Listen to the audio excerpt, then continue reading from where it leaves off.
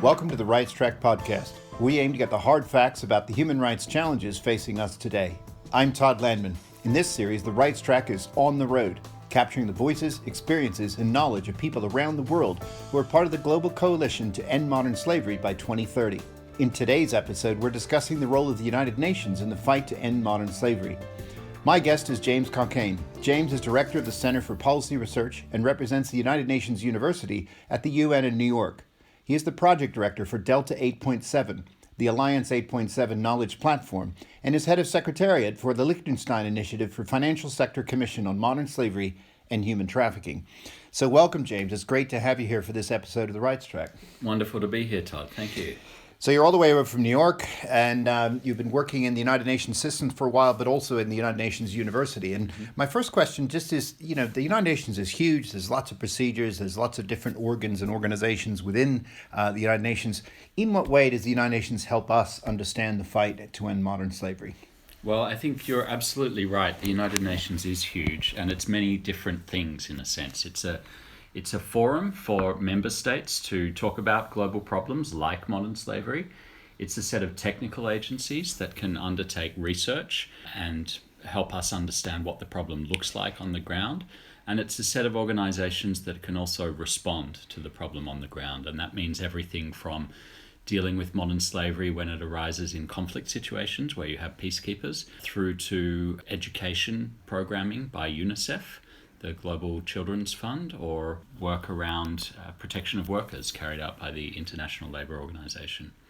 So one of the things it brings is because it's holistic, it gives us that holistic perspective on what the problem looks like and how it manifests differently in different places. Is the United Nations overt about treating modern slavery as a human rights problem? It is, but it's complicated, as everything is in the United Nations. Modern slavery plays out in different ways, in different contexts, and it gets treated differently by different parts of the United Nations as a result. So it tends to be described and viewed differently by different parts of the United Nations system. There is a whole human rights machinery that treats modern slavery, or actually their terminology for it is contemporary forms of slavery, as a human rights problem, based on the relevant provisions of the Universal Declaration of Human Rights. There's another part of the UN system that sees this problem primarily through the lens of labour rights, which is related but slightly different in terms of the infrastructure and the discourse. There's another part of the system that sees this mainly as a criminal justice problem and talks not about modern slavery, but about human trafficking. And I could actually keep going. So depending on the particular interests and perspective of the different part of the system, they're holding a different part of the elephant, if I can put it that way. Yes, and you also mentioned with reference to conflict, and therefore quite a bit of the modern slavery discourse also falls into what we would describe as humanitarian law, around the law of armed conflict. Is that right?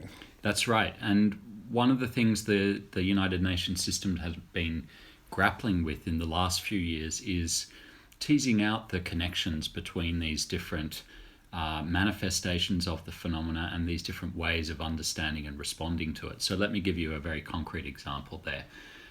It's very clear that in the conflict in Iraq and Syria, ISIS-Daesh has been using enslavement both to generate monetary resources, to attract fighters by offering them access to enslaved women, in particular women and girls, but also to dominate the local population. Now, one of the results of that campaign of domination and that enslavement is mass displacement, millions of people displaced from Syria.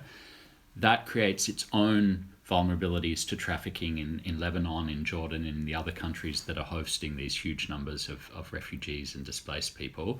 And then those people flow on from there into other places, into North Africa, into Europe, creating all sorts of new problems. So there's this complexity in the way that the problems connect. Some of that is about humanitarian response, dealing with refugees in the different places. And some of it, again, is going to look more like a problem of criminal justice or a problem of social protection. When refugees get to a new community, embed, are very vulnerable because they're poor, they maybe have limited language skills.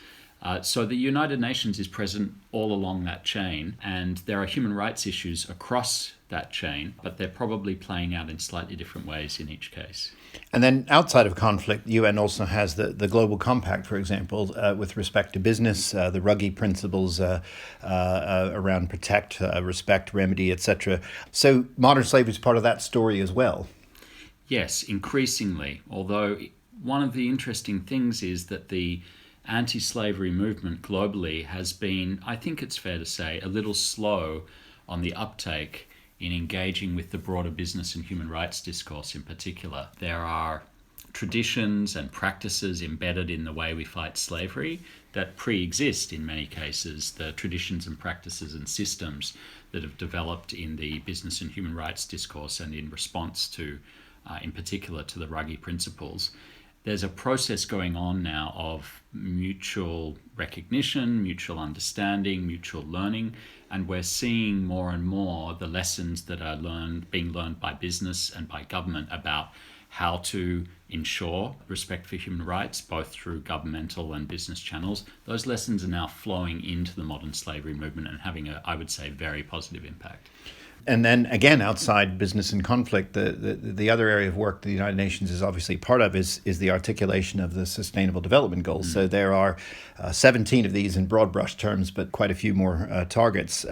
And of course, SDG 8.7 makes direct reference to taking effective measures to end modern slavery by 2030. So how has that been achieved? This is by consensus. These are not legally binding. These are goals like the Millennium Development Goals that have just been restated as Sustainable Development Goals.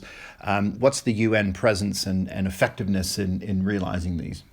This was a pretty major development that the 193 member states of the United Nations could agree this set of goals and targets. There are 17 goals, as you said, covering everything from how to have a healthy ocean to how to tackle modern slavery. And within those 17 goals, there are 169 separate targets. It's a big menu to get your head around and to work effectively to achieve.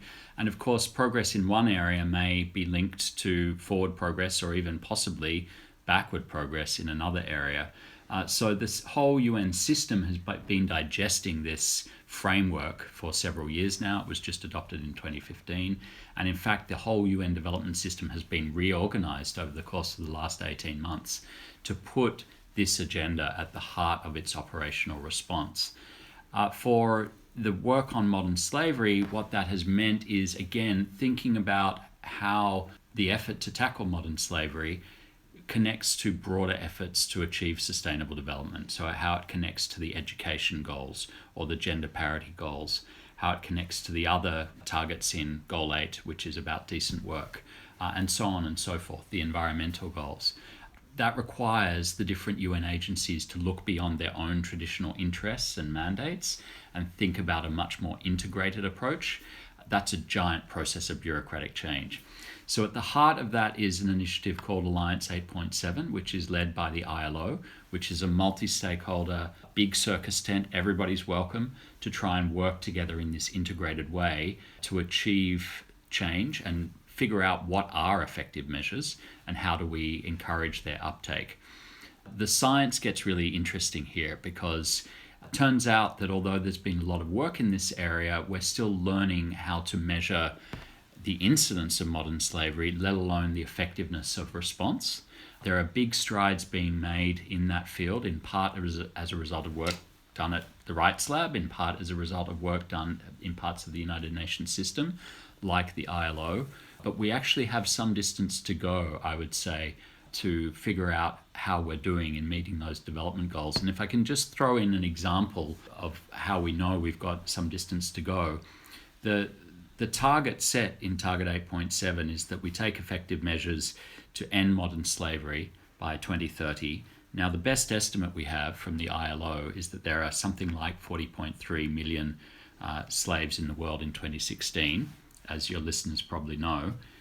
If we think about what it would take to reduce that number to close to zero by the end of 2030, that means reducing the number of people impacted by this form of exploitation by around 9,000 a day. How are we doing against that?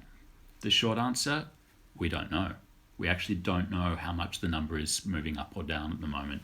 And of course, that liberating 9,000 people a day doesn't take into account new cases of slavery, people falling into the problem. So you have a kind of a supply problem, exactly, and a liberation problem, all in the same. So we probably have to remove well more than 9,000 because there'll be people coming in. The net difference per day has to be minus 9,000.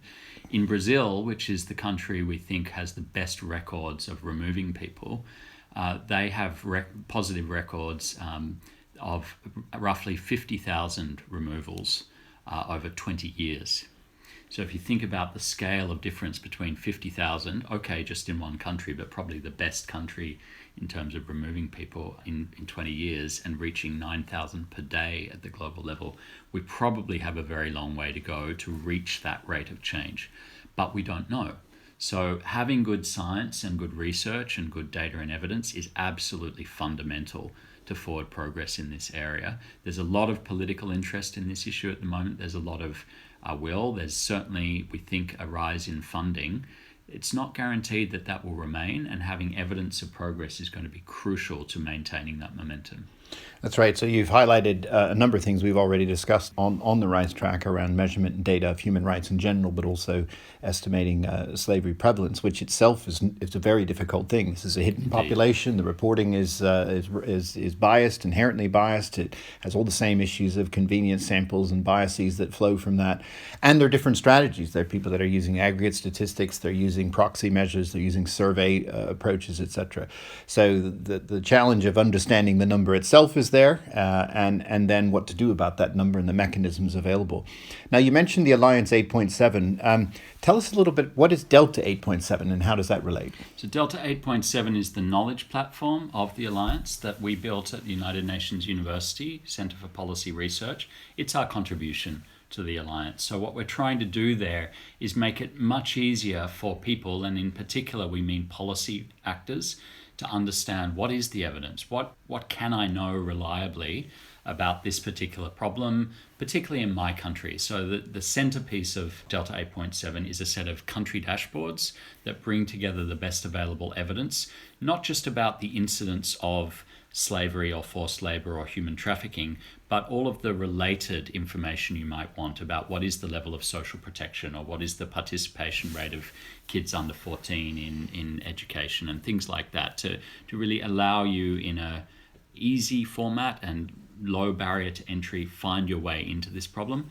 There are various other parts of the website too that have that same goal, helping policy actors quickly understand, find their way into the problem and understand where they can go to learn more about it.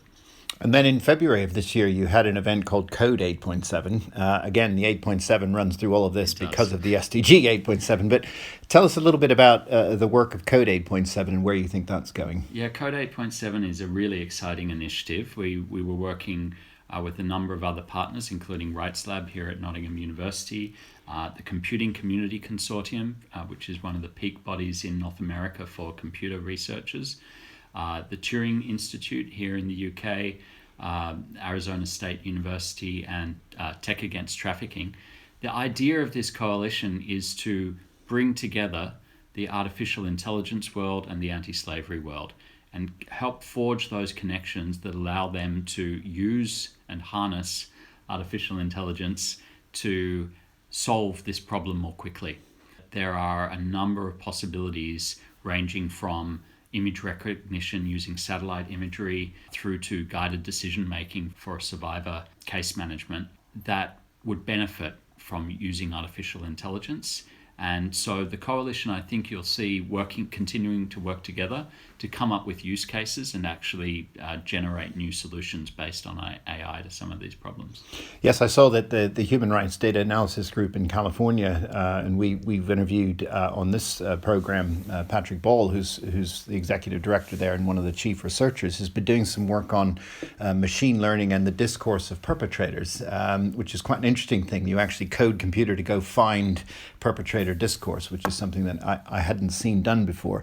And that sounds really applicable to this area of work, to use similar techniques, not maybe perpetrator discourse, but anti-slavery discourse or other discourses around slavery. And I wonder if there's some promise in those approaches. You also referenced the use of satellite imagery. So we had Professor Doreen Boyd on here talking about how she's used satellite imagery to identify brick kilns in the South Asian brick kiln industry. And this isn't a measure of slavery per se, but the objects that have a high probability of slavery related to them. Is that the sort of evidence that the United Nations would consider as important in this fight against modern slavery? Yes, I think we are all increasingly recognizing that we have to use every source of data that we can, and the promise of artificial intelligence lies in particular in the fact that it's a very powerful tool for dealing with those novel, non-traditional data streams and helping us understand where is there covariation between those data and incidents of modern slavery or other factors such as community resilience to modern slavery. So we're very excited about what Code 8.7 offers because it might offer us entirely new analytical pathways into the problem and then also practical applications for helping accelerate response. And one of the contributions, it seems to me, from your background as a lawyer that's crucial is actually telling AI and machine learning what to look for. Because one of the big critiques in the field at the moment is AI is brilliant, but it's only a tool, and it can embed natural biases of the people who code those tools to do that work. So if we take a step back from data itself, we get back to definitional questions, we get back to legal parameters, we get back to that whole world with which you're familiar. So what has been, the United Nations contribution or your contribution in I guess, for lack of a better word, setting out what is the core content of modern slavery?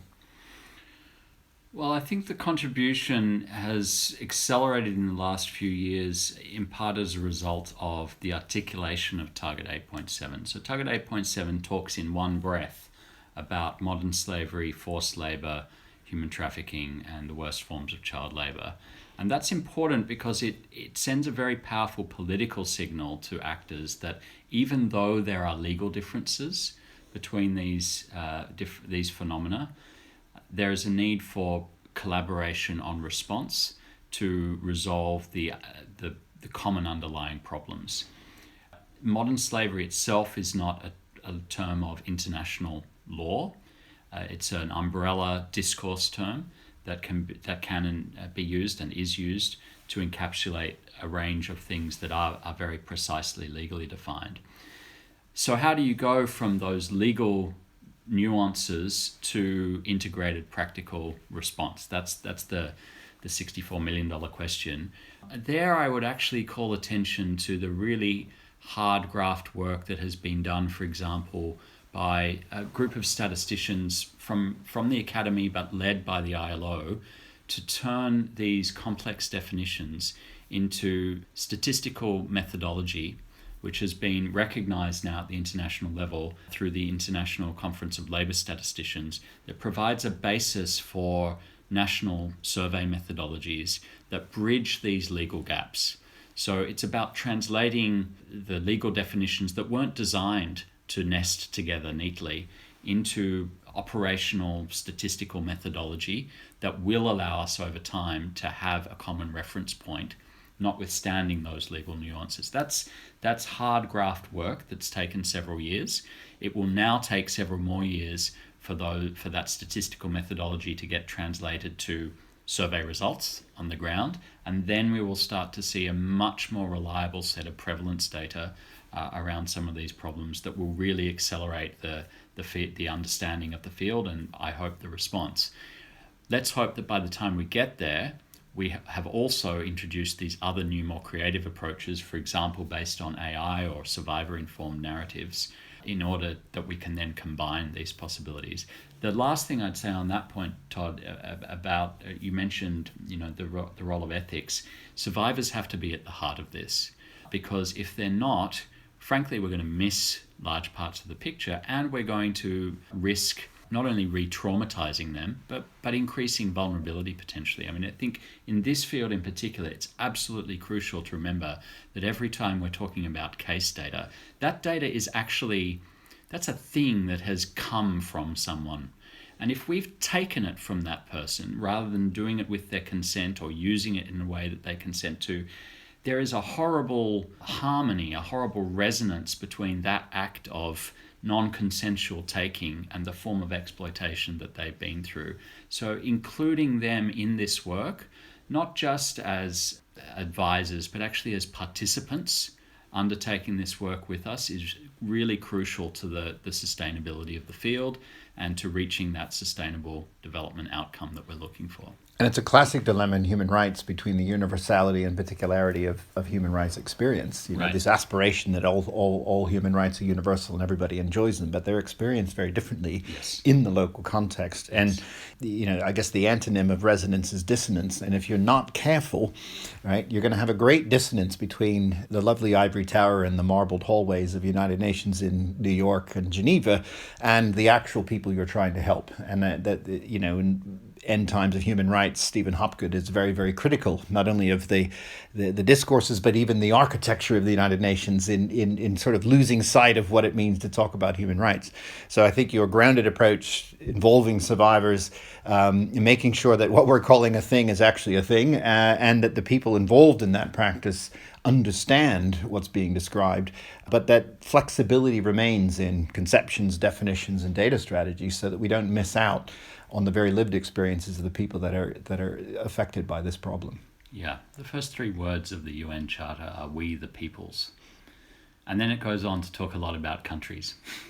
And there's a natural tension there between the intergovernmental politics, that is the lifeblood of much of the UN, and the people we're supposed to be serving. And you're quite right, literally the architecture and the ways we operate tend to create distance between us and the people we're serving. That's a recipe for alienation of the people we're supposed to be benefiting from the institutions themselves. So it's incumbent on us at the United Nations to do everything we can to engage with the communities that we're trying to help, and to recognize, to do that in a way that's not patronizing, frankly, but actually recognize that we are, in a sense, as a result of those first three words of the Charter, we are their representatives.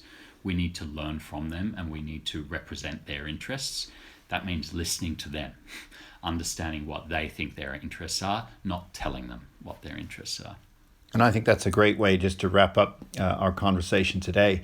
This idea of we the peoples is really important. It's often that disappears from the activity, and bringing people closer so that we know what those lived experiences are and that we actually have tools, approaches and solutions that will actually make a difference in trying to achieve this, what I think is a very ambitious goal of ending modern slavery by 2030. So for now, I just want to thank you, James, for joining us today. It was really insightful, very clear, and a fascinating set of discussions we've had. So thank you. My pleasure, Todd, and thanks for everything you do here on the Rights Track and beyond to help move us forward towards that goal. My pleasure. Thank you.